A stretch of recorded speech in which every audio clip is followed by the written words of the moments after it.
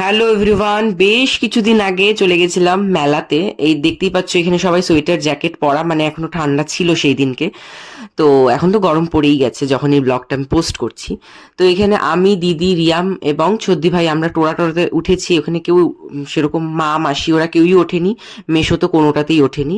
তারপর break dance, আমরা ওটা চড়ে ব্রেক ড্যান্সে এসেছি। এখানে সবাই যে যার বাচ্চাকে নিয়ে বসেছে, আমি, মা, ওখানে ছদ্দি ভাই এবং মাসি, ওখানে দিদি এবং রিয়াম। ওটা চড়ে দেন আমরা এসেছি এখন ড্র্যাগনে, যেটা ট্রেন মতো যেটা আছে। ওটা রিয়ামের খুব ফেভারেট। তো আমরা এখানে সবাই উঠেছি, কিন্তু মেশো কোনোটাতেই ওঠেনি। মেশো নিচেই দাঁড়িয়েছিল। মেশো বললো আমার এগুলো তো উঠতে ভালো লাগে না, তো মেশো ওর জন্য ওঠেনি। তো আমরাই উঠেছি, আর আমরা অনেকদিন পরে সবাই একসাথে মেলাতে গেছিলাম।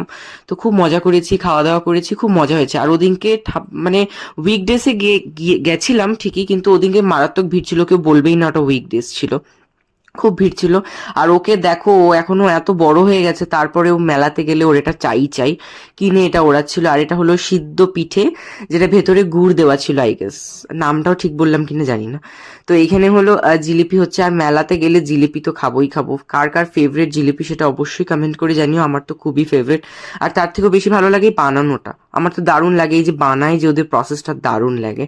সো কার কার জিলিপি ফেভারিট এটা কিন্তু অতি অবশ্যই কমেন্ট করে জানিও। চলো টাটা।